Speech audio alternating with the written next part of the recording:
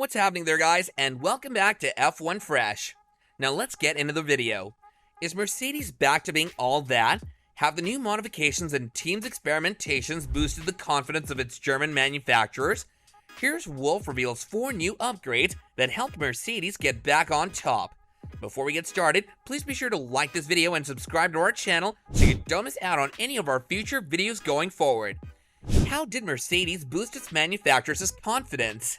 Following a rocky start to the 2022 season for Lewis Hamilton and George Russell, a raft of enhancements released last weekend in Barcelona completely changed the W13 speed. Russell fought the Red Bulls on his way to a podium finish, but it was Hamilton's sprint from the back of the race on lap 1 to finish 5th that truly increased the confidence of the German carmaker. Total Wolff, the team boss, believes Hamilton's pace indicated that Mercedes had the fastest package overall and that the team's previous title-winning form was within reach that looked like a World Championship race car that he was driving. That wouldn't have been possible in previous races that reminded us of last year and the years before when a car is truly at the top of its game. The team entered the race with 4 different upgrades. The 4 new upgrades. This included a change in end plate camber, which now curves gently inboard to improve flow on the front cake tin deflector, thus improving the flow to the back of the car, as well as the addition of a slot to the floor's outer edge, which is a detailed change found on other cars. This change is intended to improve floor performance when the car is running close to the ground. There's a new lower deflector end plate, which contributes to increased local load on the lower deflector. Last but not least, Mercedes added a new bit vane to the keel. This modification serves a dual purpose and benefit. Firstly, it generates local load in the middle of the car, and second, it sends a vortex beneath the car's main floor. As a result of the combination of these 4 upgrades, the W13 struggled much less with the porpoising phenomenon, allowing the team to run the car at a more optimal setup than previously possible. Following Max Verstappen's turn 4 mistake and Charles Leclerc's retirement, George Russell qualified 4th and took the lead in the race. Lewis Hamilton qualified 6th, but plummeted to the back of the pack after he collided with Kevin Magnussen on the first lap. Hamilton then stormed back through the field, recording a streak of best laps until overtaking Carlos signals for left. When asked if Mercedes now believes it can compete with Ferrari and Red Bull for the championship, Wolff replied, "I've seen a race today that reminded me of the cars of previous seasons where you're 30+ seconds behind the entire field and you come all the way to the front and near the podium. That was very encouraging and shows we've made another step."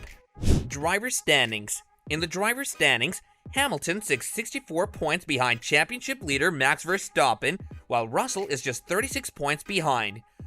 Mercedes is 3rd in the construction standings with 120 points. Ferrari is 49 points behind Red Bull, while Red Bull is 75 points behind Ferrari. According to Wolff, the W13 modifications have not removed the gap between the 2 teams, but he feels it's been drastically narrowed. These restrictions have taken us off guard in certain ways, and we're gradually learning what we need to do to restore performance to the vehicle. We've taken another significant stride forward this weekend, and we've probably cut our deficit to the top runners in half, but there's still a long way to go to be right in the mix, but we're 3rd with George, and that's impressive. His driving and positional defense are incredible.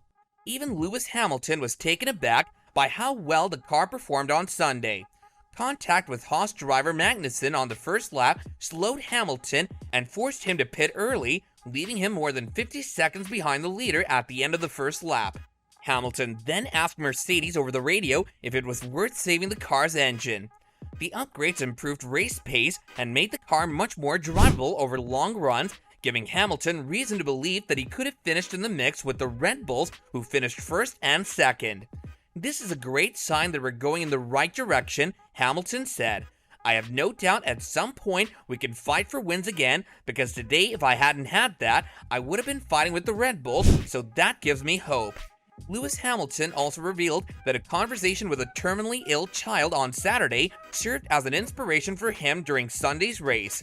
"A race like that is a win and feels better most often than a win when you've come from so far back. I had to get through a lot of adversity in that race starting so far back. After lap 1, there was a young girl I spoke to yesterday who was my inspiration. Isla, 5 years old, terminally ill, asked me, "Can you win the race for me tomorrow?" I was like, "I don't think I can win the race, but I'll give it everything." That their experimentations helped Mercedes get back on track? They admitted to have made a lot of improvements with the car. The race pace is much better. They have some improvements that were crucial to make in qualifying the cars. They were a little different, and they experimented with something on George's car, which ultimately ended up being the better way to go in qualifying. However, not everything about the race was positive, with George Russell in third and Hamilton in fourth at the closing stages of the race. Both suffered water leaks, allowing Ferrari's Carlos Sainz to pass the 7-time world champion on the penultimate lap. Russell was also put on the defensive by the issue, but held off the Spaniard to take the third podium spot, his second of the season after Australia, albeit 20 seconds behind Sergio Perez. Russell said after the race, "Yeah, it was very difficult in the last few laps. It was a survival race. When we knew we had a gap, as I said, just proud to bring home in P3, and thanks to all the fans here. They've been amazing all weekend, and the support for F1 at the moment is an incredible place. So it's just great to be here at the moment." He stated that overheating issues had a significant impact on them. He also added, "When I had the Red Bulls in my mirrors, all I was doing was my maximum to keep him behind, and it was an enjoyable good couple of laps." Has Russell lost all hope for Mercedes?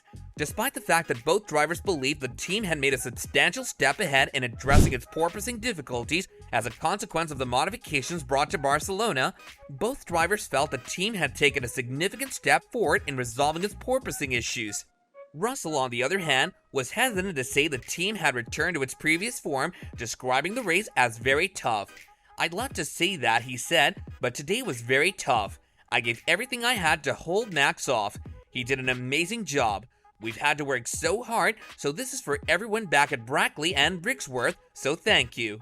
However, the team appears to be optimistic about the future, and with the majority of the season still ahead, another silver lining is that although Mercedes is still slower than Ferrari and Red Bull, the two top runners have shown that they're not invincible, with Charles Leclerc's engine failure and Max Verstappen's struggles to activate the DRS on certain laps. Mercedes' good performance in the Spanish Grand Prix might be a sign of things to come, since the two title contenders have been hampered by mechanical difficulties so far. But what do you think of Mercedes' impressive performance in the Spanish Grand Prix? Is it a sign of more good things to come? Hamilton's rise from last to 5th position was especially noteworthy, so is this also one of the good things to look forward to? Well guys, that about wraps up this video. If you enjoyed the content, then let us know by leaving a like, and don't forget to subscribe to our channel as well as hit that bell so you don't miss out on future videos going forward. Until next time, take care and goodbye.